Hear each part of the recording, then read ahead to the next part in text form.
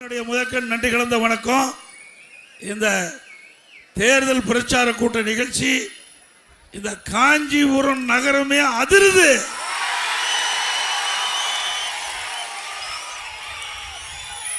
திரு ஸ்டாலின் அவர்களே, எங்களுடைய இந்த தேர்தல் பிரச்சார கூட்ட நிகழ்ச்சியில பொதுமக்கள், வாக்காளர் பெருமக்கள் அவருடைய வாரம் எழுச்சி, அவருடைய முகத்தில் இருக்கின்ற பிரகாசமான ஒளி நடைபெற்ற தேர்தலில் எங்களுடைய அதிமுக வேட்பாளர், கூட்டணி வேட்பாளர் வெற்றி பெற்று விட்டார். காஞ்சிபுரம் அதிமுக கோட்டை.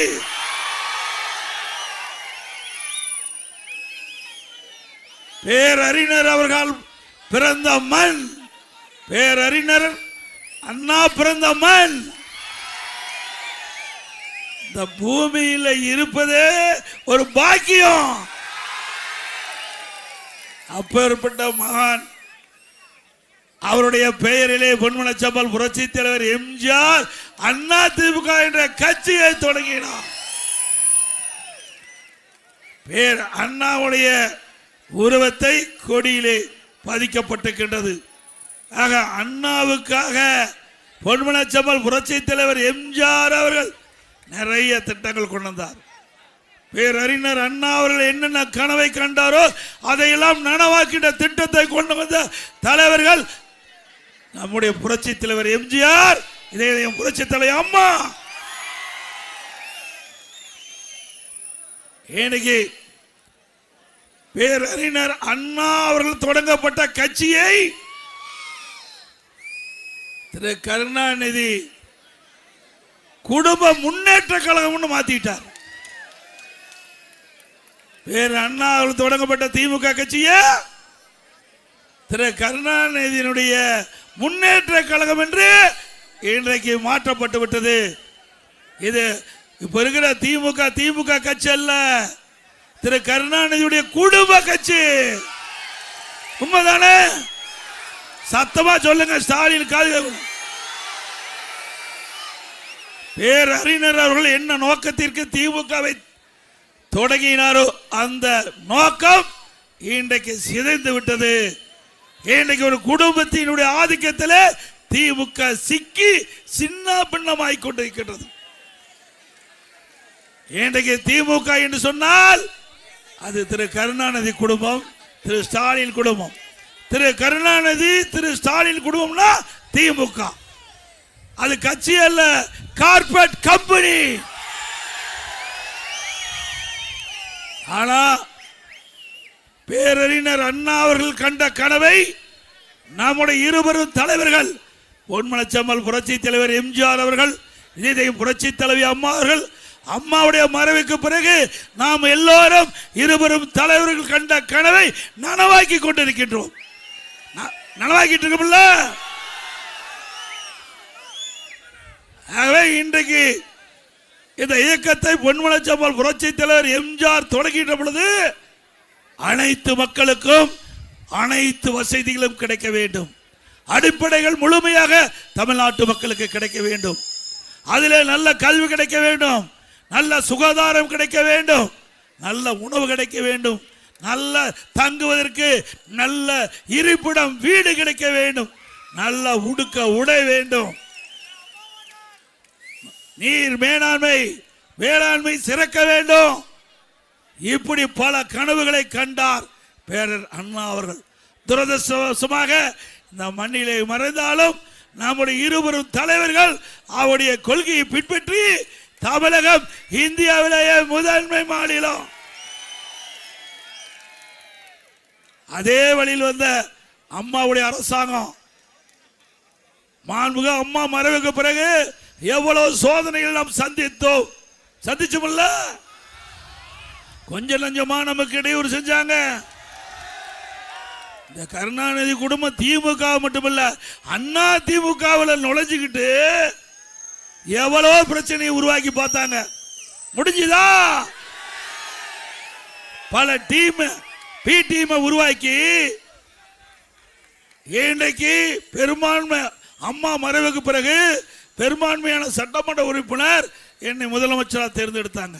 மேதக ஆளுநர் அவர்கள் சட்டமன்றத்தில் நீங்க பெரும்பான்மையை நிரூபிக்க வேண்டும் என்று சட்டப்பேரவை தலைவருக்கு ஆணை பிறப்பித்து சட்டப்பேரவை தலைவர் என்னிடத்தில் நீங்கள் பெரும்பான்மையை சட்டமன்றத்தில் நிரூபிக்க வேண்டும் என்று பணித்த காரணத்தினால தேதி குறிக்கப்பட்டு சட்டமன்றம் கூட்டப்பட்டு அப்பொழுது பெரும்பான்மை நிரூபிக்கின்ற பொழுது இன்றைய முதலமைச்சர் அன்றைக்கு எதிர்க்கட்சி தலைவராக இருந்தார்.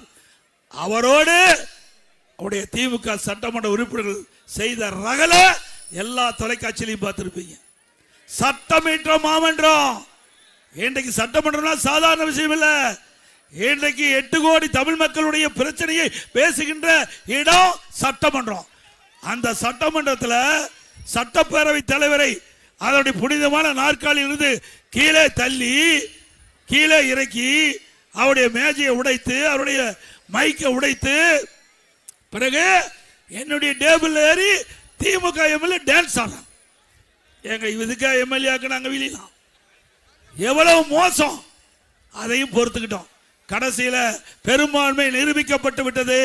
ஸ்டாலினால பொறுத்துக்க முடியல. பிறகு ஸ்டாலின் சட்டை கிழித்துட்டு வீதியில் நடந்து போனார். திரு ஸ்டாலின் அவர்களே, ஒரு முறை உங்களால தாக்கு பிடிக்க முடியல, பெரும்பான்மை நிரூபிக்கின்ற பொழுதே தாக்கு பிடிக்க முடியல. இப்போ திரு ஸ்டாலின் அப்பா உதயநிதி மகன் 2 பேர் வந்திருக்கிறீங்க. இந்த தேர்தலில் மக்கள் கொடுக்கின்ற முடிவு மிகப்பெரிய முடிவாக இருக்கும். அண்ணா திமுக தலைமையிலே அமைக்கப்பட்ட தேசிய ஜனநாயக கூட்டணி சார்பாக போட்டியிடுகின்ற வேட்பாளர்கள் 210 பேர் வெற்றி பெறுவார்கள். அண்ணா திமுக பெரும்பான்மையோடு ஆட்சி அமைக்கும். அப்பொழுது வீதியில அப்பாவும் மகனை எப்படி போவாங்கன்னு கற்பனை பண்ணி பாருங்க.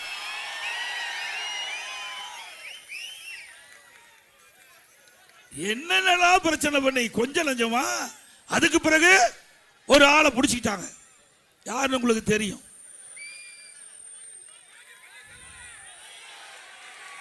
அவரை பிடிச்சு இந்த பெரும்பான்மையை நிரூபிக்கின்ற பொழுது சட்டமன்றத்தில் எனக்கு எதிர்த்து ஓட்டு போட்டார். என் கண் முன்னே பொன்மனச்செம்மல் புரட்சி தலைவர் எம்ஜிஆருடைய ஆட்சி, அம்மாவுடைய ஆட்சி, இரவென்றும் பகலென்றும் பாராம ஊர் ஊரா ரத்தத்தை விரைவியா சிந்தி தனக்கு ஏற்பட்ட நோயை கூட பொருட்படுத்தாம அம்மா தமிழகம் முழுவதும் சுழன்று வந்து அண்ணா திமுக ஆட்சி அமைச்சாங்க. அந்த ஆட்சிக்கு துரோகம் விளைவித்து எட்டப்பரா இருந்து ஒருவர் எதிரிலோடு சேர்ந்து நமக்கு எதிராக வாக்களித்தார்கள். அதை கூட நம்முடைய மூத்த தலைமை கழக நிர்வாகிகள் சொன்னாங்க, வேண்டாம் ஒன்னா இணையலாம் அப்படின்னு சொன்னாங்க. அவர்களுடைய கருத்தை கேட்டு ஒன்னா இணைத்து இந்த இயக்கத்திற்கே ஒருங்கிணைப்பாளர் ஆக்கணும். இயக்கத்திற்கே தலைமை பொறுப்பு கொடுத்தோம், துணை முதலமைச்சர் என்ற அந்தஸ்தா கொடுத்தோம், அற்புதமான இலாக்கா கொடுத்தோம். அதுக்கு பிறகு எதிரிகளோடு சேர்ந்து கூட்டு சதி செஞ்சாங்க. நாடா 2021 சட்டமன்ற பொது தேர்தல வேண்டுமென்றே திட்டமிட்டு நம்முடைய ஆட்சியை அமைப்பதற்கு நல்ல சூழ்நிலை இருந்தது. தென் மாவட்டத்தில் வேண்டுமென்றே திட்டமிட்டு சுற்றுப்பயணம் மேற்கொள்ளாம திமுக பி டீமா இருந்து வெற்றி வாய்ப்பை இழக்க செய்தார்கள். இப்படிப்பட்டவர்கள் யார் என்று அடையாளம் காட்டப்பட்டு விட்டது. காட்டிட்டாங்கள, பூனைக்குட்டி வெளியில் வந்துடுது. பூனைக்குட்டி உண்மையான முகம் மக்களுக்கு தெரிந்து விட்டது. இப்ப எங்க போய் சேர்ந்திருக்கிறார்? கேவலம் இல்ல, ஒரு கட்சிக்கு ஒருங்கிணைப்பாளர் இருந்து தலைமை தாங்கி இந்த கட்சி அனைத்து இந்திய அண்ணா திராவிட முன்னேற்ற கழக தொண்டன் இரவென்றும் பகலென்றும் பாராமல் உழைத்து இவருக்கு அடையாளத்தை கொடுத்து முதலமைச்சர் என்ற அடையாளத்தை அம்மா கொடுத்து இங்க இருக்கின்ற தொண்டர்கள் நிர்வாகிகள் அனைவரும் ஒருங்கிணைப்பாளர் என்ற அடையாளத்தை கொடுத்த பிறகு இது கூட இவ்வளவு பெரிய பதவி கொடுத்த பிறகு அந்த மனிதனுக்கு ஆசை அடங்கல. எங்க போய் சேர்ந்திருக்கிறாரு? தீய சக்தி திமுக சேர்ந்துட்டான். பொன்மனச்சம்மாள் புரட்சித் தலைவர் எம்ஜிஆர் அண்ணா திமுகவை தொடங்குகின்ற பொழுது தீய சக்தி திமுகவை தமிழகத்தில் வேரோடு ஒழிக்கப்பட வேண்டும் என்று சொன்னாங்க. அப்படிப்பட்ட கட்சியில போய் சேர்ந்திருக்கிற வெக்கம் மானம் இல்ல. நினைச்சு பாருங்க எவ்வளவு கஷ்டம், சிந்திச்சு பாருங்க. நான் 1974 இந்த இயக்கத்தில் இணைஞ்சேன். தொடர்ந்து நான் 10 முறை தேர்தலில் போட்டிட்டு இருக்கிறேன். 7 முறை சட்டமன்ற தொகுதி, 3 முறை நாடாளுமன்ற தொகுதி. 2001ஆம் ஆண்டு என்னுடைய சட்டமன்ற தொகுதி கூட்டணி கட்சிக்கு வேணும்னு கேட்டாங்க. அம்மா எனக்கு வேற தொகுதி மாத்தி கொடுத்தாங்க. இல்லம்மா, நான் இந்த எடப்பாடி சட்டமன்ற தொகுதி தான் நிற்பேன். ஏன்னா சேவலியே நான் வெற்றி பெற்றுவேன். 1989 சேவல் வெற்றி பெற்றுவேன். மாவட்ட செயலாளர் இருக்கிறேன். அப்படி இருக்கின்ற பொழுது நான் மற்ற தொகுதியில் போய் நின்னா அவ்வளவு சரியா இருக்காதம்மா. எனக்கு வாய்ப்பு இருந்தா கொடுங்க, வாய்ப்பு இல்லை என்றாலும் தலைமைக்கு கட்டுப்பட்டு கூட்டணி வேட்பாளரை வெற்றி பெற செய்வேன். 2001ஆம் ஆண்டு 2001ஆம் ஆண்டு கூட்டணி வேட்பாளருக்கு ஆதரவு திரட்டி வெற்றி பெற செய்தேன். அம்மா அப்படி எல்லா தலைவரும் அழைத்து சொன்னாங்க. நான் எடப்பாடி பழனிசாமி சொன்னேன், பக்கத்து தொகுதியில் போய் நில்லுங்க, உங்களுக்கு நல்ல வாய்ப்பு கொடுக்குறேன்னாங்க. நான் வாய்ப்புக்காக பார்க்கல, தலைமைக்கு கட்டுப்பட்டவன். பதவிக்காக நாங்கள் வெல்லமா. இந்த கட்சி எப்படி உடம்புல உயிர் இருக்குதோ அதுபோல கட்சியை உயிரா நினைக்கிறவன். அடுத்தது 2004ஆம் ஆண்டு எனக்கு கொள்கை பரப்பு செயலாளராக கொடுத்தாங்க. என்னுடைய நடவடிக்கை பார்த்து எனக்கு அம்மா சொன்னாங்க, நான் வைத்த பதவி பொன்மனச்சம்மாள் புரட்சித் தலைவர் எம்ஜிஆர் இருக்கிற காலத்தில் எனக்கு கொள்கை பரப்பு செயலாளராக அடையாளம் காட்டப்பட்டார். அந்த பதவியை உங்களுக்கு தரேன்னு சொல்லி எனக்கு கொடுத்தார். அப்படி கட்சிக்காக உழைத்தவர்கள் நாங்கள், கட்சிக்காக பாடுபட்டவர்கள், தலைமைக்கு விசுவாசமாக இருந்தோம். அதனாலதான் உங்களை போலிக்கின்ற நிர்வாகிகள், தொண்டர்கள் எனக்கு இந்த உயர்தலை கொடுத்திருக்கிறீங்க. உண்மை எப்பொழுதும் உறங்காது, உண்மை எப்பொழுதும் வெல்லும். தர்மத்தின் வாழ்வுதன்மை சூதுகவும் மீண்டும் தர்மம் வெல்லும். இன்றைக்கு இந்த இயக்கத்தை எவ்வளவு பேர் முயற்சி செய்தார்கள், எவ்வளவு வழக்குகளை போட்டார்கள், எவ்வளவு பிரச்சனையை தூண்டிவிட்டு பார்த்தார்கள். அத்தனையும் இங்க இருக்கின்ற நிர்வாகிகள், தொண்டர்கள், நிர்வாகிகள் அத்தனை பேர் துணையோடு தவிடுபடி ஆக்கினோம். அண்ணா திமுக என்ன ஒரு சிறப்பான இயக்கம் என்று பெயர் எடுக்கின்ற அளவுக்கு இன்றைக்கு நிலைநாட்டி இருக்கிறோம். சிந்திச்சு பாருங்க, பத்திரிகையில் என்னன்னா எழுதுனாங்க, எடப்பாடி பழனிசாமி பிஜேபிக்கு அடிமை, சீட்டை அள்ளி கொடுத்துருவாரு, உங்களை எல்லாம் ஏமாற்றிடுவாருன்னு ஒரு பொய்யான தகவலை அவதூறு பிரச்சாரத்தை மேற்கொண்டாங்க. ஆனா திமுகவும் காங்கிரஸ் 20 நாட்கள் கூட்டணி பேச்சுவார்த்தை நடத்தினாங்க. ஒரு நாள் 2 நாள்ல 20 நாட்கள் போராட்டம். திமுக காரர் காங்கிரஸ் பத்தி பேசுறாங்க, காங்கிரஸ்காரர் திமுக பத்தி பேசுறாங்க. இப்படி ஒருவருக்கு ஒருவர் மாறி மாறி பேசி பேசி பத்திரிகையிலையும் ஊடகத்திலும் இந்த செய்தி தான். ஒரு காலகட்டத்தில் காங்கிரஸ் திமுக விலகி விடுவோம் என்ற நிலைக்கு கூட பத்திரிகை செய்தி வந்தது. அண்ணா திமுக அப்படி இல்ல. நாம நம்முடைய கூட்டணி கட்சி தலைவர் அண்ணா திமுக தலைமை அலுவலகத்துக்கு வந்தாங்க. 2 மணி நேரம் பேச்சுவார்த்தை நடத்தணும். பேச்சுவார்த்தை உடன்பாடு ஏற்பட்டது. மகிழ்ச்சியோட நம்முடைய கூட்டணியில் அங்கம் வைக்கின்ற ஒவ்வொரு கட்சிக்கும், பாட்டாளி மக்கள் கட்சிக்கு இத்தனை இடம், பாரதிய ஜனதா கட்சிக்கு இத்தனை இடம், அம்மா மக்கள் முன்னேற்ற கழகத்துக்கு இத்தனை இடம். 2 மணி நேரத்தில் நிருபர்களை அழைத்து கூட்டணி பேச்சுவார்த்தை முடிந்து கூட்டணி உடன்படிக்கை ஏற்பட்டு அறிவித்த ஒரே கட்சி அண்ணா திமுக கட்சி.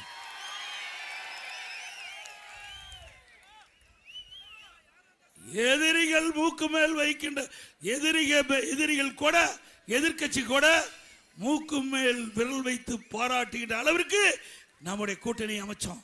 நம்முடைய கூட்டணி இயற்கையான கூட்டணி. திமுக அப்படியே இருக்குது. எப்ப இதை அழுது கொண்டே சிரிக்கிறான். இன்றைக்கு மறுமலர்ச்சி திராவிட முன்னேற்ற கழகம் அவருடைய மூத்த தலைவர் ஒருவர் போய் திமுகவோட பேச்சுவார்த்தை நடத்திட்டு வெளியில் வரும்போது அவர் சொல்றாரு, அழுது கொண்டே சிரிக்கிறார். அழுது கொண்டே. அப்படித்தான் அந்த கூட்டணி இருக்குது. அவன் யாராவது மனசார கூட்டணியில் இடம் பெற்றாங்களா? இன்றைக்கு இந்த கூட்டணி திராவிட முன்னேற்ற கழக தலைமையில் அமைக்கப்பட்ட கூட்டணி 2021 சட்டமன்ற பொதுத் தேர்தலில் வெற்றி பெற்று சட்டமன்றத்தில் வந்து அமர்ந்திருந்தாங்க. எங்க வரிசையில் தான் அவர்கள் அமர்ந்திருந்தாங்க. அவர்கள் எதிர்கட்சி வரிசையில் தான் அமர்ந்திருந்தாங்க. நான் அவரிடத்தில் சொன்னேன், நீங்க மக்களுடைய பிரச்சனையை சட்டமன்றத்தில் எடுத்து சொன்னா தான் உங்களுக்கு மக்களிடத்தில் செல்வாக்கு இருக்கும். நான் சொல்லுவதில் கேட்கல. 5 வருஷம் ஜால்ரா போட்டாங்க. திமுக அரசுக்கு 5 வருஷம் ஜால்ரா போட்டாங்க. விளைவு என்ன? போன 2021ஆம் ஆண்டு அவளுக்கு ஒதுக்கப்பட்ட இடத்தை விட ஒரு இடம் குறைவு கம்யூனிஸ்டுக்கு. அதுதான் திமுக 5 ஆண்டு காலம் திராவிட முன்னேற்ற கழக அரசை தாங்கி பிடித்த கூட்டணி கட்சிக்கு கொடுத்த பரிசு ஒரு இடம் குறைவு. பிறகு திருமாவளவன், நான் என்ன செய்யறது? அவர் புலம்புறார், கட்சியை உடைச்சிருவாங்க, இல்லாட்டி கட்சியை உடைத்து விடுவார்கள். அவர் என்ன சொன்னார்? என்னென்னமோ எதிர்பார்த்தோம், கடைசி வரைக்கும் பேச்சுவார்த்தை இறுதியில் அறிவிச்ச காலத்தினாலதான் தகுந்த வேட்பாளரை நிறுத்த முடியல. இன்னொன்று, காட்டுமன்னார் கோயில்ல ஒரு வேட்பாளர் அறிவிச்சிட்டாங்க. அவர் என்னங்கிறாரு? நான் காங்கிரஸ் கட்சிக்காரங்கிறார். யாரு? இன்னைக்கு விடுதலை சிறுத்தையின் சார்பாக நிறுத்தப்படுகின்ற வேட்பாளர் அவர் காங்கிரஸ் கட்சிக்கிறார். இப்படியெல்லாம் குழப்பம் திராவிட முன்னேற்ற கழக தலைமையில் அமைக்கப்பட்ட கூட்டணியில நிலவி கொண்டிருக்குது. அண்ணா திமுக அப்படி அல்ல, ஜெட் வேகத்தில் போயிட்டு இருக்குது. நாம கூட்டணி அமைச்சோம், அடுத்த நாள் தேர்தல் அறிக்கை வெளியிட்டோம், அதுக்கு அடுத்த நாள் முதல் வேட்பாளர் பட்டியல் அறிவிக்கப்பட்டது. இரண்டாவது வேட்பாளர் பட்டியல் அறிவிச்சோம். 2 நாள் கழிச்சு 3வது வேட்பாளர் பட்டியல் அறிவிக்கப்பட்டது. ஆக அண்ணா திமுகவை பொறுத்த வரைக்கும் நம்பர் 1 இந்த தேர்தல். நம்முடைய அனைத்து இந்திய அண்ணா திராவிட முன்னேற்ற கழக தேர்தல் அறிவிப்போம் நம்பர் 1. அப்படி எல்லாவற்றிலையுமே உன்னிப்பா கவனித்து நிதானமாக மக்கள் என்ன எண்ணுகிறார்கள், தொண்டர்கள் என்ன எண்ணுகிறார்கள், அதன் அடிப்படையில் அண்ணா திமுக பிரம்மாண்டமாக இன்றைக்கு சிறப்பாக செயல்பட்டுகின்ற இயக்கம் அண்ணா திமுக இயக்கம். இன்னொரு மனுஷன் பேசுறார், யாரு? உதயநிதி பேசுறார்.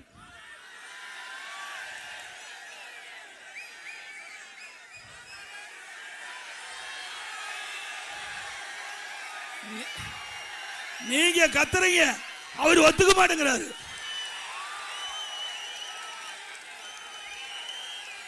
திரு உதயநிதி அவர்களே, இப்ப இங்க கத்துறதெல்லாம் கொஞ்சம் தொலைக்காட்சி மூலமா பார்த்து தெரிஞ்சுக்கங்க. நான் சொல்லல, பொதுமக்கள் சொல்றாங்க. திரு உதயநிதி அவர்களே, நான் எந்த இடத்துலையும் உங்க பெயரை குறிப்பிட்டு சொல்லல. எந்த இடத்துலையும் பெயரை குறிப்பிட்டு சொல்லல. நீங்க வேணாலும், நான் தேர்தல் சுற்றுப்பயணத்தை மேற்கொண்டிருக்கிறேன், தேர்தல் பிரச்சாரத்தில் ஈடுபட்டிருக்கிறேன். எந்த இடத்திலேயாவது உங்கள் பெயரை உச்சரித்தனா அதுல என்ன சொன்னேன்? பால்டால் குடித்தவங்கெல்லாம் பஞ்சு டைலாக் பண்ணணும்.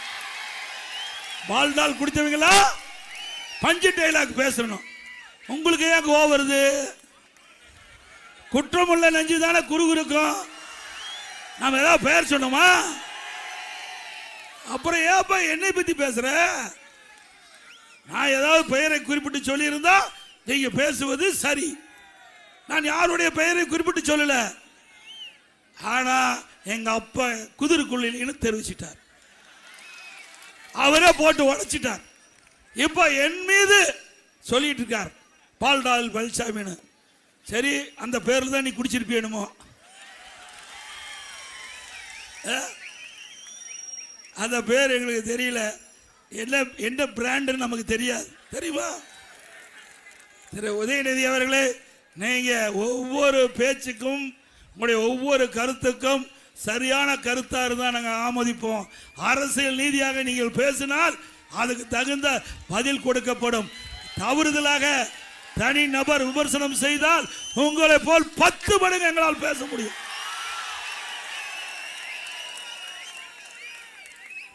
அப்புறம் உரிமை தொகையை நாம நிறுத்துறதுக்கு பாடுபட்டோமா? நாம உரிமை தொகையை நிறுத்துறதுக்கு பாடுபட்டோமா? திரு உதயநிதி அவர்களே, உங்க அப்பாவுக்கு தான் படிக்க தெரியல, உங்க அப்பா தான் முதலமைச்சர், நீயாவது கொஞ்சம் படிச்சு பாரு. 2021ஆம் ஆண்டு அதிமுக தேர்தல் அறிக்கை, உங்க தேர்தல் அறிக்கை வெளியிடத்திற்கு முன்பு 1 மணி நேரத்துக்கு முந்தைய அதிமுக தேர்தல் அறிக்கை 2021 நாங்கள் வெளியிட்டோம். அதுல தெளிவா குறிப்பிட்டிருக்கிறோம். குலவிளக்கு திட்டம் என்ற ஒரு பெயரை சூட்டி அதுல குடும்ப அட்டை குடும்ப தலைவிக்கு மாதந்தோறும் 1000 ரூபாய் 1500 உதவித்தொகை வழங்கப்படும் என்று நம்முடைய தேர்தல் அறிக்கை 2021 அதிமுக தேர்தல் அறிக்கை. அதுல மாதந்தோறும் குடும்ப தலைவிக்கு 1500 ரூபாய் வழங்கப்படும் என்ற அறிவிப்பு. நாங்கள் உங்களை பத்தி உங்க தேர்தல் அறிக்கையை பத்தி உங்க தேர்தல் அறிக்கையை காப்பி அடிச்சு நாங்க வெளியிடல. எங்களுடைய தேர்தல் அறிக்கையை காப்பி அடிச்சா நீங்க என்ன? திரு ஸ்டாலின் வந்த உடனே 1000 ரூபாய் கொடுத்துட்டாரா? 28 மாசம் பிரதான எதிர்கட்சி சட்டமன்றத்தில் பிரதான எதிர்கட்சி தலைவராக நான் இருந்தேன். என்னுடைய இருக்க சக சட்டமன்ற உறுப்பினர்கள் தொடர்ந்து அரசுக்கு அழுத்தம் கொடுத்தோம். நீங்கள் ஏழை மக்களை ஏமாற்றி ஆட்சிக்கு வந்துட்டீங்க.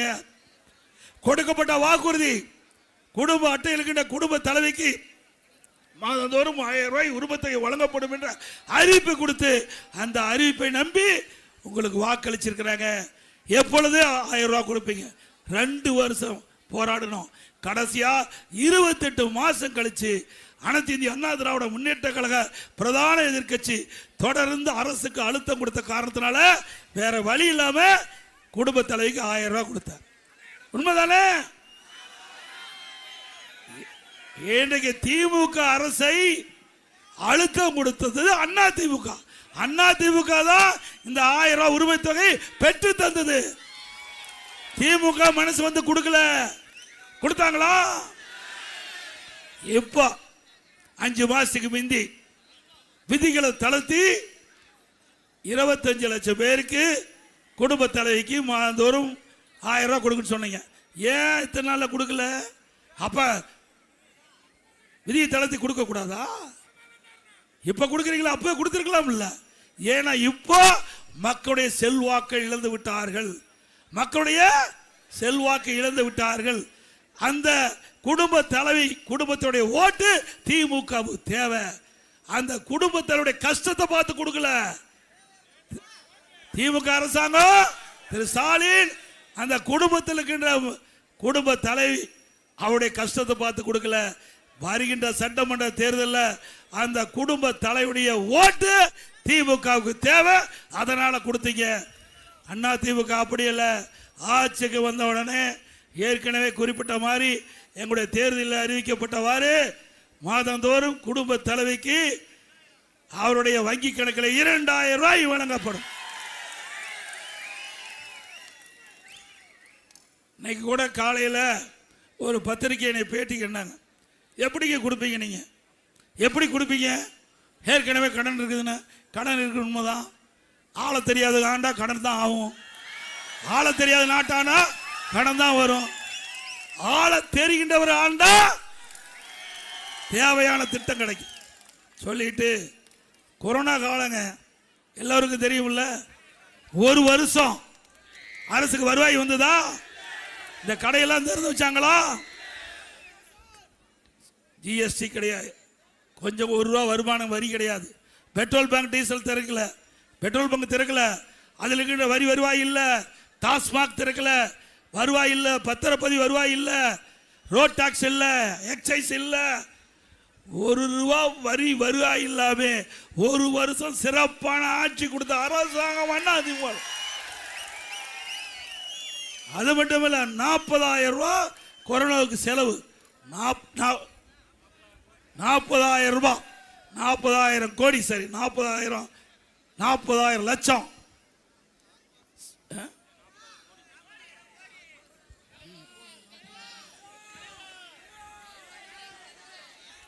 $40,000 கோடி கொரோனா செலவு. ₹1 வருமானம் இல்ல, செலவு ஒரு பக்கம். அப்படி இருந்தோம் நிதி நிலைமை இந்தியாவிலேயே சிறப்பா இருந்த மாநிலம் தமிழ்நாடு. நீ அதையாவது எடுத்து பார்த்து தெரிஞ்சுக்க திரு ஸ்டாலின் அவர்களே. எங்களுடைய ஆட்சி எப்படி சிறந்த ஆட்சின்னு உங்களுடைய அதிகாரி கேட்டு தெரிஞ்சுக்க. ஏன்னா அதிகாரி பாதி பேர் இவருக்கு ஜால்ரா போட்டுட்டுலாம் இருக்காங்க. இவருக்கு ஒன்றும் தெரியாதுன்னு முடிவு பண்ணிட்டாங்க. அதனால அதிகாரிகள் என்ன சொல்றாங்களோ அதான் அவர் கேட்கிறார். சொந்தமா அவர் முடிவு எடுக்க முடியல. கொரோனா காலம் 32 மாவட்டத்துக்கு நான் நேராக வந்தேன். காஞ்சிபுரத்து மாவட்டத்துக்கு வந்தேன்ல, இங்க இருக்கிற விவசாயிகளை சந்திச்சேன், நெசவாளர்களை சந்திச்சேன், வியாபாரிகளை சந்திச்சேன், சுயஉதவி குழுவை சந்திச்சேன், இன்னும் பலதரப்பட்ட மக்களை சந்திச்சேன். அவருடைய நிலைமை என்ன கேட்டறிஞ்சேன். அதுக்கு தகுந்த மாதிரி நடவடிக்கை எடுத்தோம். அந்த பணியெல்லாம் செஞ்சது அதிமுக ஆட்சியில். என்ன கூட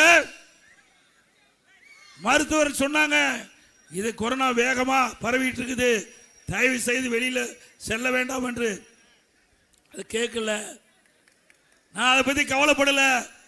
32 மாவட்டத்துக்கு நேரடியா போனேன். மக்களை சந்தித்து குறைகளை கேட்டு குறைகளை நிவர்த்தி செஞ்ச அரசாங்கம் அதிமுக அரசாங்கம். சொல்ல போனா திருச்சியில 10வது மாவட்டத்துக்கு போறேன். அப்ப தமிழ் மாநில காங்கிரஸ் கட்சி சேர்ந்த ஒரு விவசாயி, நல்ல ஹெல்த்தி பாடி, பிரமாதமா இருந்தார். 55 வயசு தான் இருக்கும். எங்கிட்ட வாக்குவாதம் பண்ணார். நாங்கள் கொரோனா காலத்தில் நாங்கள் விளைவித்த பொருளை விற்க முடியல, அரசாங்கம் இதுக்கு தேவையான உதவி செய்யும்னு சொல்லி கிட்டத்தட்ட 20 நிமிஷம் பேசினார். பிறகு அவருடைய மனுவெல்லாம் வாங்கி நான் ஒரு வாரம் கழிச்சு அவருக்கு ஃபோன் பண்ணலான்ட்டு ஃபோன் பண்ணால் அவர் கொரோனாவில் இறந்துட்டார். அந்த அளவுக்கு வைரஸ் பாதிப்பு அதிகமுள்ள காலகட்டம். காட்டிலே எளிதாக பரவக்கூடிய வைரஸ் அந்த கொரோனா வைரஸ். அது யாராவது தொற்று ஏற்பட்டு விட்டால் உயிருக்கு ஆபத்து. அப்படி இருக்கின்ற காலகட்டத்தில் கூட என்னுடைய உயிரை பொருட்படுத்தாம மக்கள் தான் எஜமானர்கள், விலை மதிக்க முடியாத உயிரை காப்பாற்ற வேண்டும் அடிப்படையில் நாங்கள் செயல்பட்டோம். அதனால இன்றைக்கு மக்கள் நிம்மதியாக வாழ்றாங்க. வல்லரசு நாட்டில் கூட பல்லாயிரக்கணக்கான பேர் கொரோனா வைரஸ் பாதிச்சு இறந்தாங்க. தமிழ்நாட்டில் தேவையான உதவிகளை செஞ்சு கட்டமைப்பை ஏற்படுத்தணும். அப்பொழுது பாரத பிரதமர் அவர்கள் இந்தியாவில் இருக்கின்ற அனைத்து முதலமைச்சரோடு காணொலி காட்சி மூலமாக தொடர்பு கொண்டு கேட்டறிஞ்சாங்க. ஒவ்வொரு மாநிலத்திலும் கொரோனா வைரஸ் பரவலை எப்படி தடுக்கிறீங்க, என்னென்ன நடவடிக்கை எடுக்கிறீங்க அப்படின்னு கேட்டார். அப்பொழுது தமிழ்நாட்டின் சார்பாக நான் தெளிவாக கருத்தை சொன்னேன். அதை கேட்டுட்டு பிரைம் மினிஸ்டர் அவர்கள் சொன்னாங்க, மற்ற முதலமைச்சருக்கு தெளிவுபடுத்தினாங்க, தமிழ்நாட்டில் கொரோனா வைரஸ் பரவலை தடுப்பதில் முதல் மாநிலம், அதை பின்பற்றுங்கள், தமிழ்நாட்டை பின்பற்றுங்கள். அந்த அளவுக்கு சிறப்பான திறமையான ஆட்சியை தமிழ்நாட்டுக்கு கொடுத்தோம் அதிமுக அரசாங்கம். நம்ம அதை கேள முடியுமா? சிந்திச்சு பாருங்க. அப்படி ஏதாவது ஒரு திட்டத்தையாவது செயல்படுத்திருக்காங்களா? ஆக அதோட 40 வருடங்களுக்கு ஒரு முறை அத்திவரர் வைபவத்தை 2019 ஆண்டு நாங்கள் நடத்தினோம். அற்புதமா நடத்தினோம். கிட்டத்தட்ட 48 நாட்கள் அந்த நிகழ்வு நடந்தது. கிட்டத்தட்ட ஒரு 75 லட்சம் 1 கோடி பேருக்கு மேல பக்தர்கள் இன்னைக்கு அத்திவரரை வணங்கிட்டு போயிட்டாங்க, தரிசனம் பண்ணிட்டு போனாங்க. இது அதிமுக வரலாறு. அதிமுக அரசாங்கம் தான் நிறைய திட்டங்களை கொண்டாந்து நிறைவேற்றிருக்கிறோம். அதிகமான கல்லூரியை திறந்திருக்கிறோம். ஒரே ஆண்டில் 11 அரசு மருத்துவக் கல்லூரி மருத்துவமனை கொண்டு, ஒரு வருஷத்துல 6 சட்டக்கல்லூரி கொடுத்திருக்கிறோம். 21 பாலிடெக்னிக் கல்லூரி, 4 பொறியியல் கல்லூரி, 5 கால்நடை மருத்துவக் கல்லூரி ஆராய்ச்சி நிலையம், 68 கலை மற்றும் அறிவியல் கல்லூரி. 10 ஆண்டுல 2011 2021 வரை இவ்வளவு கல்லூரி திறந்திருக்கிறோம். ஸ்டாலின் சொல்றாரு போற இடத்துலாம் அதிமுக ஆட்சி இருட்டாச்சான். கண்ணை மூடிட்டா இருண்டா தான் தெரியும், கண்ணை திறந்து பார்த்தா தானே தெரியும். ஸ்டாலின் அவர்களே புள்ளி விவரத்தோடு சொல்றேன், அதிமுக ஆட்சியில் எத்தனை கல்லூரிகள் திறக்கப்பட்ட என்ற விவரம் நாட்டு மக்களுக்கு தெரியும்.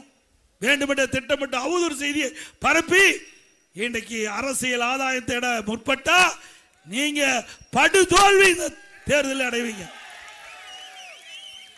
அதிமுகவில் 248 தொடக்கப்பள்ளி திறந்தோம், 117 தொடக்கப்பள்ளி நடுநிலைப்பள்ளியா உயர்த்தினோம், 1079 நடுநிலைப்பள்ளிகள் உயர்நிலைப்பள்ளியா உயர்த்தினோம், 604 உயர்நிலைப்பள்ளிகள் மேல்நிலைப்பள்ளியா உயர்த்தினோம். அப்போ இருக்கிற பள்ளி கல்வித்துறை அமைச்சர் சட்டமன்றத்தில் பேசுறார், ஏங்க நீங்க பள்ளியெல்லாம் மூடிட்டீங்கன்னா உங்க இஷ்டத்துக்கு பள்ளிக்கூடத்தை திறந்துட்டீங்க, அதனால மூடிட்டேங்கிறார். பள்ளியை திறந்தது அதிமுக அரசாங்கம், பள்ளி மூடிது. எவ்வளவு யதார்த்தமா பதில் சொல்றாங்க. உங்க இஷ்டத்துக்கு மேல்நிலை பள்ளியை திறந்துட்டு போயிட்டீங்க, நாங்க எப்படி நடத்துவோம் அப்படின்னு பள்ளி கல்வித்துறை அமைச்சர் சட்டமன்றத்தில் பேசுறாரு, பதிவாக இருக்குது. 200 பள்ளி மூடிட்டாருங்க, 200 பள்ளிக்கூடம், அரசு பள்ளிக்கூடத்தை 200 மூடிட்டாங்க. இவரெல்லாம் கல்விக்கு முன்னுரிமை கொடுக்கிறவங்க, சிந்திச்சு பாருங்க. இன்றைக்கு 2011 அம்மா முதலமைச்சராக இருக்கும்போது 132 பேர் தான் பட்டப்படி படிச்சாங்க. இன்றைக்கு கல்வியில புரட்சி, மறுமலர்ச்சி, கல்விக்கு அதிக நிதி ஒதுக்கீடு செஞ்சதின் விளைவு, அதிகமான கல்லூரி திறந்ததின் விளைவு 2019 152 பேர் படிச்சாங்க, 152 பேர். இன்றைக்கு மத்திய அரசாங்கம் 2030 அடைய வேண்டிய இலக்க தமிழ்நாடு 2019-20 அடைந்தது. அப்படி உயர்கல்வியிலேயே இந்தியாவிலேயே முதன்மை மாநிலம், இந்தியாவிலேயே உயர்கல்வி படிப்பதில் முதல் மாநிலம். இப்படி ஏதாவது சொல்ல முடியுமா? ஒரு மருத்துவக் கல்லூரி, மருத்துவமனை திறக்க முடிஞ்சது அந்த ஆட்சியில்? அதுக்கு திராணி இருக்குதா? திறமை இருக்குதா? எப்ப பார்த்தாலும் என்னை பத்தியே பேசுறார். என்னை பத்தி தினம் அப்ப மகன், அப்புறம் சகோதரி கனிமொழி அம்மா, ஏங்க இப்படி தாங்க பேசிட்டு இருக்காங்க. நாட்டை பத்தி பேசையா, என்னை பத்தி பேச என்ன பிரயோஜனம்? இன்றைக்கு திராவிட முன்னேற்ற அதிமுக ஆட்சியில் என்னென்ன திட்டத்தை கொண்டு வந்தோன்னு பட்டியலிடுறேன். நீ திராவிட முன்னேற்ற ஆட்சிக்கு வந்த பிறகு, நீங்க முதலமைச்சரான பிறகு இந்த நாட்டு மக்கள் என்னென்ன திட்டத்தை கொண்டாதுன்னு சொல்லுங்க, இருந்தா தானே சொல்றதுக்கு. பாருங்க, இப்போ உதயநிதி சொல்றார், எடப்பாடி பழனிசாமி கொத்தடுமை யாருக்கு? திரு மோடிக்கும். முரட்டு அடிமையா, முரட்டு அடிமையா. ஏய், உங்க தாத்தா சொல்லியிருக்காரு பாரு,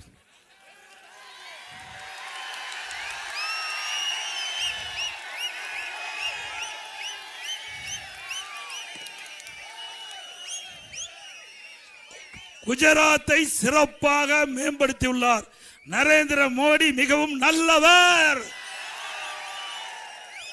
திரு கருணாநிதி பரபரப்பு பேட்டி. யார் சொன்னது?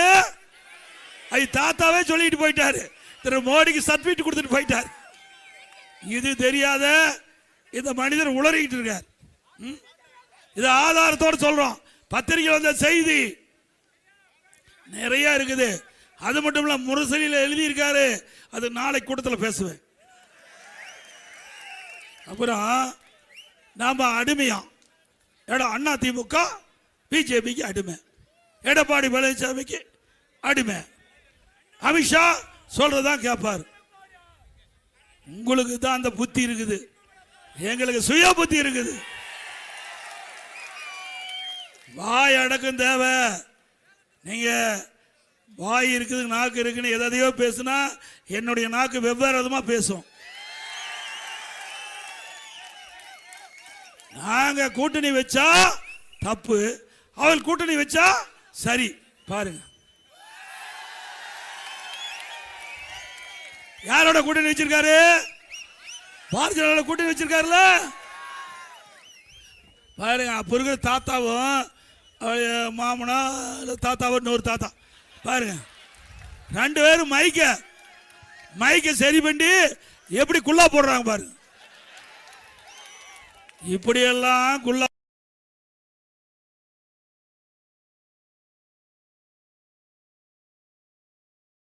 போட்டு ஆட்சி தக்க வச்ச திமுக எங்களை பத்தி விமர்சனம் செய்யலாமா? நியாயமா? 1999ஆம் ஆண்டு திமுக பாராளுமன்ற தேர்தலில் திமுக பிஜேபி கூட்டணி அப்ப வெற்றி பெற்று பாரதிய ஜனதா மத்தியிலே மரியாதை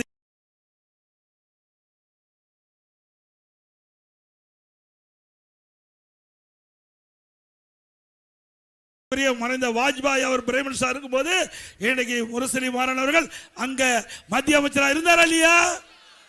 2001 சட்டமன்ற பொது தேர்தல் நம்முடைய தமிழ்நாட்டில் நடந்தது. அதுல திமுக பாரதிய ஜனதா கூட்டணி வச்சது.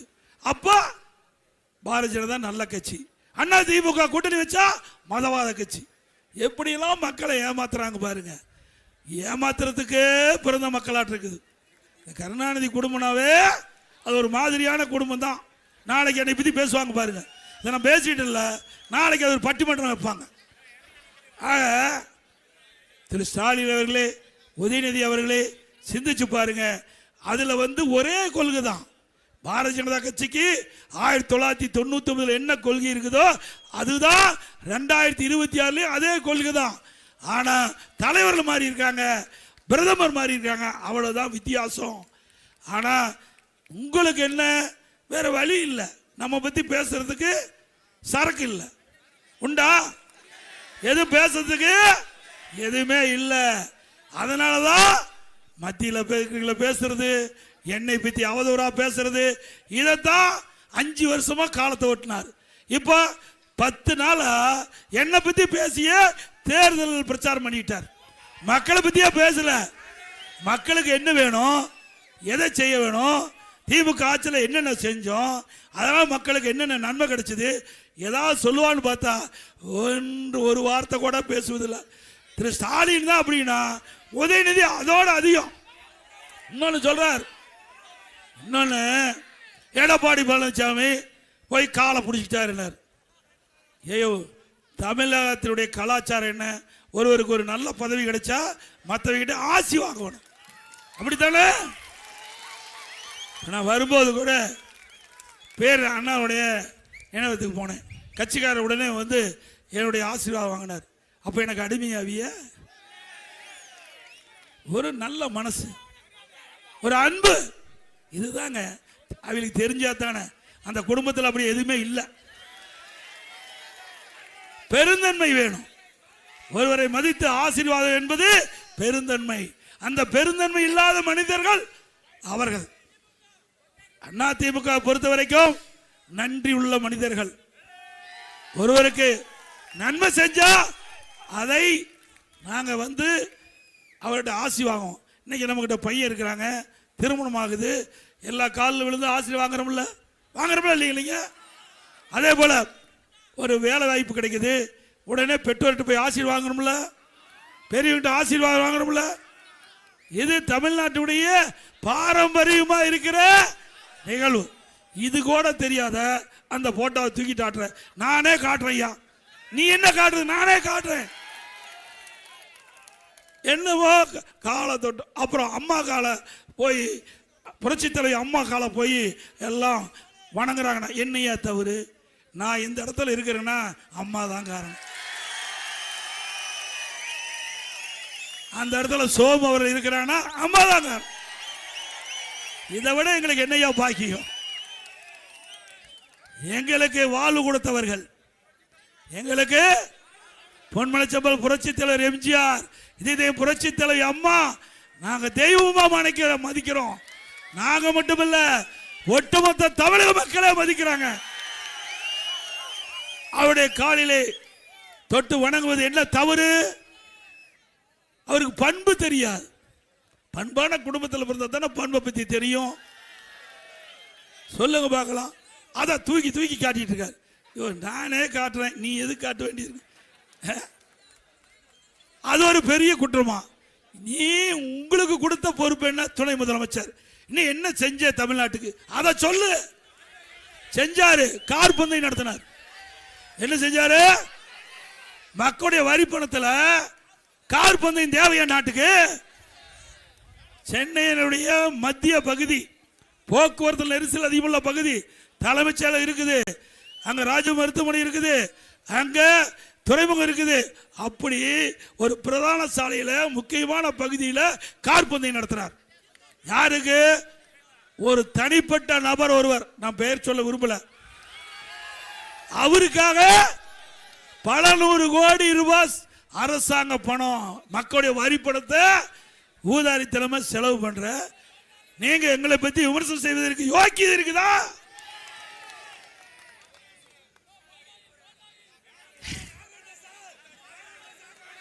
நம்ம அடிக்கடி சொன்னா மெயின் அதுக்கு போயிடுவார்.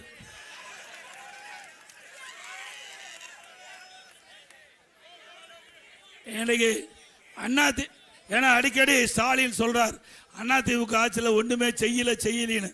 சிலவற்றை இந்த நேரத்தில் இந்த காஞ்சிபுரம் மாவட்டத்தில் சில திட்டங்களை கொண்டு வந்து நிறைவேற்றப்பட்டதை நான் இந்த நேரத்தில் சொல்லுவது பொருத்தமாக இருக்கும்.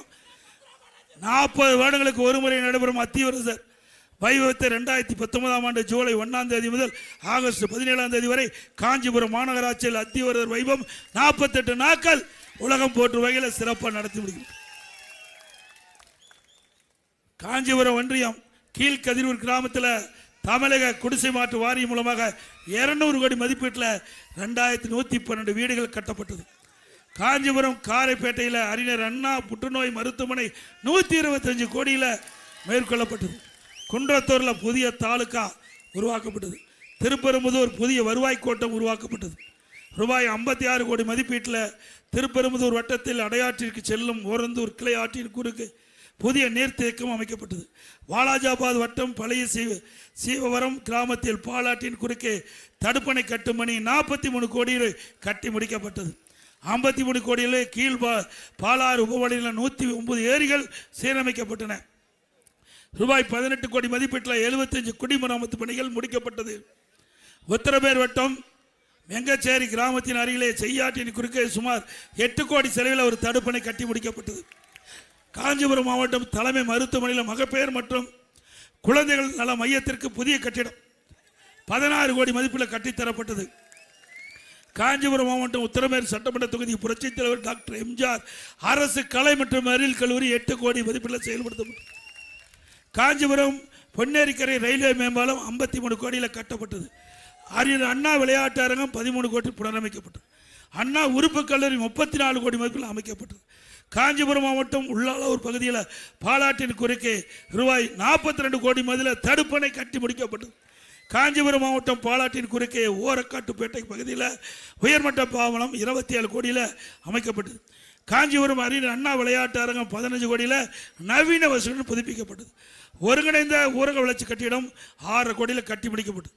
ஏன்னா ஸ்டாலின் வேண்டுமென்றே திட்டமிட்டு அவதூறு செய்தியை பரப்பி வரார். 2011 2021 வரைக்கும் அண்ணா திமுக ஆட்சியில் செயல்படுத்திய திட்டங்கள் உங்க முன் நாங்கள் அறிவிச்சிருக்கிறோம்.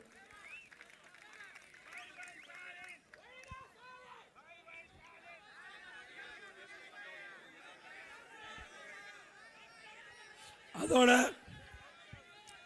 தமிழகத்தில் சட்ட ஒழுங்கு அடியோடு சீர்கட்டு விட்டது. எங்க பார்த்தாலும் போதைப் பொருள் விற்பனை தாராளமாக நடந்துகிட்டு இருக்குது. தமிழ்நாட்டில் போதைப் பொருள் கிராமத்திலிருந்து நகரம் வரை மூலம் முடக்கு வீதி எல்லாம் விற்கிறாங்க. இதுக்கு துணையா இருக்கிறா திமுக நிர்வாகிகள் இருப்பதாக தகவல். உண்மைதானே? இந்த போதை ஆசாமியால் தானே இவ்வளவு பிரச்சனை ஏற்படுது. எங்க பார்த்தாலும் இந்த போதை ஆசாமிகள் அங்கங்க கொள்ளை அடிக்கிறாங்க, கொலை செய்யறாங்க, பாலியல் குற்றம், பாலியல் சீண்டல் இன்றைக்கு நடந்துட்டு இருக்குது. இதுக்கு எல்லாம் காரணம் போதை ஆசாமியால். அதை தடுக்க இந்த அரசுக்கு துப்பு இல்லை.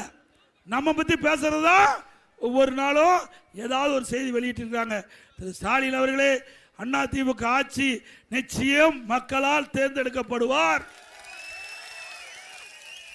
ஆட்சி அமைந்தவுடனே 3 மாதத்தில் தமிழகத்தில் கஞ்சாவை அறவாக ஒழிக்கப்படும். போதைப் பொருள் நடமாட்டம் இல்லாத மாநிலமாக உருவாக்கப்படும். அதோட திராவிட முன்னேற்றங்களை ஆட்சிக்கு வந்த பிறகு 67% மின் கட்டண உயர்வு, கடைக்கு பீக்கவர் டபுள் சார்ஜ் 6 to 9 வரைக்கும் வாங்குறாங்க. அதே போல இது மாநகராட்சி. இதுல கடவரி 100% உயர்த்திட்டாங்க இந்த ஆட்சியில். அதிமுக ஆட்சியில் இருந்ததை விட திராவிட முன்னேற்ற கழக ஆட்சியில் வீட்டு வரி 100% உயர்வு, ஆண்டுக்கு 6% வரி உயர்வு, 2 வருஷத்துல 12% உயர்ந்து 112% வீட்டு வரி உயர்த்திட்டாங்க. கடைக்கு 150% வரி உயர்வு, ஆண்டுக்கு 6% உயர்த்தப்படுறாங்க. குடி வரி உயர்வு, கடை வரி உயர்வு. இந்த மாநகராட்சியில் கமிஷன் பிரிப்பதில் பெரிய பிரச்சனை. அப்படித்தானே? எங்க மக்களுக்கு நன்மை செய்ய இந்த மாநகராட்சி மேயர் கவுன்சில் வரல. இங்க இருக்கிறதெல்லாம் கமிஷன் சண்டை தான் அதிகமா இருக்குது. அதோட யார் அந்த சாரெல்லாம் அதிமுக ஆட்சி கண்டுபிடிக்க முடியும். அந்த சார் தான் பிரியாணி சாப்பிட்டு இருந்தார். வீட்டில் மூக்கு பிடிக்க பிரியாணி சாப்பிட்டு இருந்தார். அதோட இங்கே நெசவாளர் பெருமக்கள் அதிகமாக இருக்கிறீங்க. அதிமுக ஆட்சி வந்த உடனே தற்போது விலை இல்லாம 300 யூனிட் தரும். அதை 450 யூனிட்டாக உயர்த்தப்படும். நெசவாளர் பெருமக்களுக்கு விலை இல்லாம 450 யூனிட் கொடுக்கப்படும். அதே போல பவர்லூம் 1000 1400 உயர்த்தப்படும். நெசவாளருக்கு பசு வீடுகள் கட்டி கொடுக்கப்படும். அதே போல கைத்தறி துணிகள் விற்பனை இல்லாம இருக்கின்ற பொழுது அதிமுக ஆட்சியில் 350 கோடி மானியம் கொடுத்து அந்த கைத்தறி தேக்க நிலையை நிவர்த்தி செஞ்சோம்.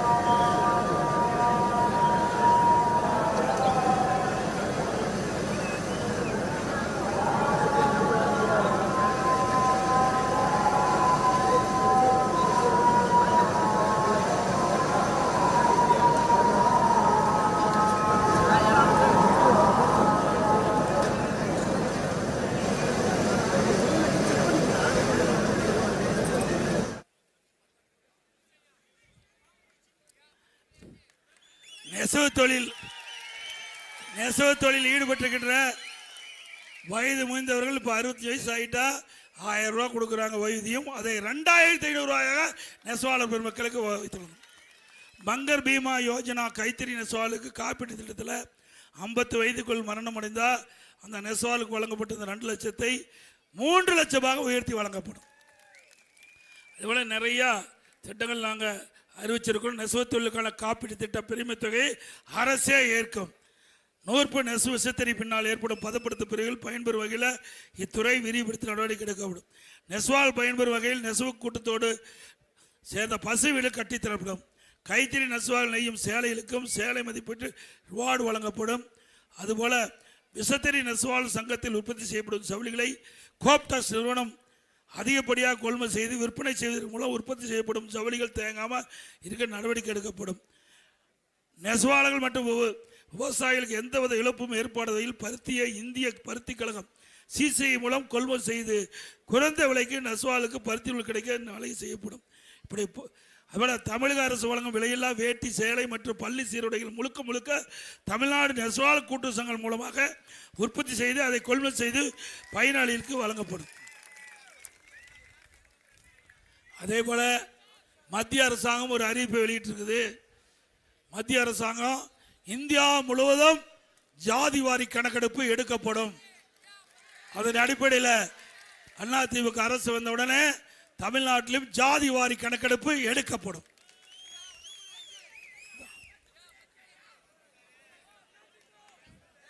அதோட அதிமுக ஆட்சி அமைந்தவுடனே என்னென்ன திட்டங்களை நடைமுறைப்படுத்துவோம் என்று அறிவிப்பு வெளியிட்டிருக்கிறோம். அது ஒரு சிலவற்றை இந்த நேரத்தில் குறிப்பிட விரும்புகின்றேன். இன்றைக்கு அதிமுக ஆட்சி அமைந்தவுடனே எல்லா குடும்ப அட்டைதாரருக்கும் தற்போதுள்ள விலைவாசி உயர்வு, வரிச்சுமை, இதிலிருந்து அவளை விடுவிக்கின்ற விதமாக ஒவ்வொரு குடும்ப அட்டைதாரருக்கும் 10,000 ரூபாய் சிறப்பு உதவித்தொகை வழங்கப்படும். அனைத்து குடும்ப அட்டைகிட்ட குடும்ப தலைவி வங்கி கணக்கிலே மாதந்தோறும் 2,000 ரூபாய் வழங்கப்படும். எல்லா குடும்ப அட்டைதாரருக்கும் விலை இல்லாமல் ஃப்ரிட்ஜ் வழங்கப்படும். வேலைக்கு செல்லும் மகளிருக்கு 5 லட்சம் பேருக்கு விலையெல்லாம் இருசக்கர வாகனம் மானிய விலையில் இருசக்கர வாகனம் வழங்கப்படும். ஒவ்வொரு இருசக்கர வாகனத்துக்கு 25,000 ரூபாய் மானியம் வழங்கப்படும். எல்லா குடும்ப அட்டைதாரருக்கும் வருடத்திற்கு 3 கேஸ் சிலிண்டர் விலையில்லாமல் வழங்கப்படும். ஒவ்வொரு ஆண்டும் தைப்பொங்கல் வருகின்ற பொழுது பொங்கல் தோப்பு கொடுப்போம். அதோட 1000 ரூபாய் வழங்கப்படும். ஆண்டுதோறும் தீபாவளி பண்டிகை போது நம்முடைய தாய்மார்களுக்கு அற்புதமான பட்டுப்புடவை வழங்கப்படும். இப்போ பெண்கள் தான் நகர பேருந்தில் கட்டணம் இல்லாமல் பயணம் பண்ணுறாங்க. இனி அதிமுக ஆட்சி பண்ண உடனே ஆண்களும் நகர பேருந்தில் கட்டணம் இல்லாமல் பயணம் செய்யலாம். எங்க நகர பகுதியில் இருக்கிற ஆட்டோ ஓட்டுநர்கள் ஆட்டோ சங்கத்தில் பதிவு செஞ்சு புதிய ஆட்டோ வாங்கினா 75,000 ரூபாய் மானியம் கொடுக்கப்படும்.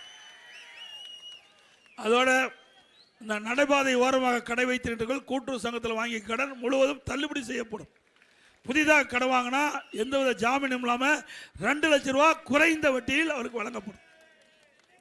மாற்றுத்திறனாளிகள் கூட்டுறவு சங்கத்தில் வாங்கிய கடன் முழுவதும் தள்ளுபடி செய்யப்படும்.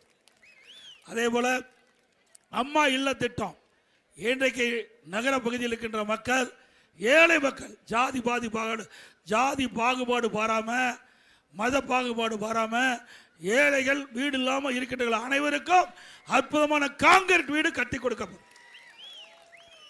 அதோட பட்டியலின மக்கள், ஆதிராவிட மக்கள், அரிதிரு மக்கள் அவர்கள் குடும்பத்தில் திருமணமாகி தனி குடித்தனம் போகின்ற பொழுது அந்த குடும்பத்தாருக்கும் அற்புதமான காங்கிரீட் வீடு கட்டி கொடுக்கப்படும். அதோட ரேஷன் கடையில் வழங்கப்படுகின்ற அரிசி சற்று தரக்குறைவாக இருப்பதாக என்னுடைய கவனத்திற்கு வந்திருக்குது. அதிமுக ஆட்சி பண்ணவுடனே எப்படி மளிகை கடையில் அரிசி இருக்குதோ அதே தரமுள்ள அரிசி ரேஷன் கடையில் வழங்கப்படும். அது எவ்வளவு செலவானாலும் பரவாயில்ல, அற்புதமான அரிசி ரேஷன் கடையில் வழங்கப்படும். இப்பொழுது விலையில்லா அரிசி தான் ரேஷன் கடையில் வழங்குறோம். அதிமுக ஆட்சி வந்தவுடன் விலையில்லா பருப்பு வழங்கப்படும், விலையில்லா எண்ணெய் வழங்கப்படும். அதே போல பட்டப்படிப்பு படித்து வேலைவாய்ப்பு அலுவலகத்தில் பதிவு செஞ்சு பணி கிடைக்காம இருக்கின்ற அந்த இளைஞர்களுக்கு மாதந்தோறும் 2,000 ரூபாய் உதவித்தொகை வழங்கப்படும். +2 வரை இருப்பவர்களுக்கு 1000 ரூபாய் வழங்கப்படும். அதே போல முதியோர்களுக்கு வழங்கப்படும் ஓய்வூதியம் உயர்த்தி வழங்கப்படும், 2,000 ரூபாயை உயர்த்தி வழங்கப்படும். இப்படி அதே போல விவசாயிகள் வாங்கிய பயிர்க்கடன் தள்ளுபடி செய்யப்படும். இன்றைக்கு அதிமுக ஆட்சியிலே தொடங்கப்பட்ட அம்மா மினி கிளினிக் அற்புதமாக செயல்பட்டு வந்தது. ஏழைகளுக்கு அந்த பகுதியிலேயே சிகிச்சை அளிக்கப்பட்டு வந்தது. அது பொறுத்து கொள்ள முடியாத அரசியல் காழ்ப்புணர்ச்சியோடு அம்மா மினி கிளினிக்கை மூடி இருக்காங்க. மீண்டும் அதிமுக ஆட்சி வந்தவுடனே அம்மா மினி கிளினிக் திறக்கப்படும்.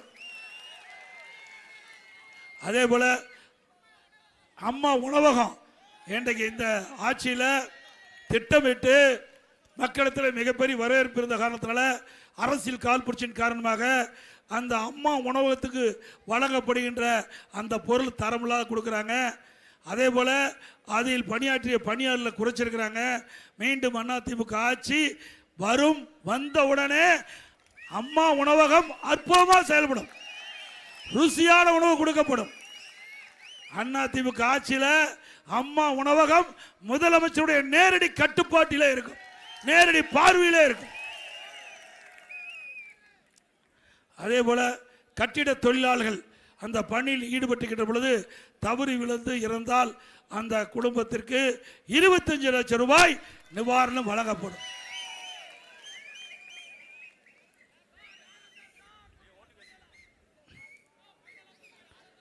இன்றைய தினம் அனைத்து இந்திய அண்ணா திராவிட முன்னேற்ற கழகம் தேசிய ஜனநாயக கூட்டணி பிரம்மாண்டமான கூட்டணியை அமைத்திருக்கிறது. மக்களிடத்திலே மிகப்பெரிய வரவேற்புள்ள கூட்டணி நம்முடைய கூட்டணி. நம்முடைய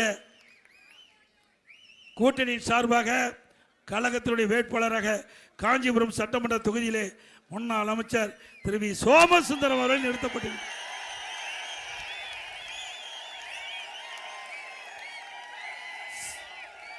ஸ்ரீபெரும்பூர் சட்டமன்ற தொகுதியில் முன்னாள் எம்எல்ஏ திரு கே பழனி அவர்களை நிறுத்தப்பட்டுள்ளது.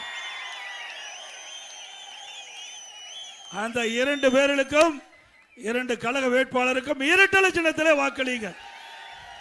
நம்முடைய சின்னம் புரட்சி தலைவர் எம்ஜிஆர் சின்னம், அம்மாவின் சின்னம், விவசாயியின் சின்னம், நெசவாளின் சின்னம், ஏழையின் சின்னம், வெற்றி சின்னம்.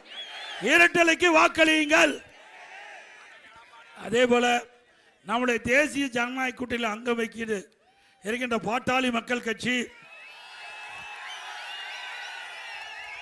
மரியாதைக்குரிய முன்னாள் மத்திய அமைச்சர் நாடாளுமன்ற உறுப்பினர் அன்புமணி ராமதாஸ் அவருடைய ஆசி பெற்ற வேட்பாளர் உத்தரமேர் சட்டமன்ற தொகுதியில் அவருடைய கட்சியின் சார்பாக அவரை நிறுத்தப்பட்டுகின்றார். அவர் மகேஷ்குமார் அவருக்கு மாம்பழ சின்னத்திலே வாக்களிங்க. அவருக்கு மாம்பழ சின்னத்திலே வாக்களிங்கள். கழக வேட்பாளருக்கு இரட்டலை சின்னம், கூட்டணி வேட்பாளருக்கு மாம்பழ சின்னம். நம்முடைய 3 வேட்பாளர் வெற்றி பெற்று காஞ்சிபுரம் மாவட்டம் அதிமுக கோட்டை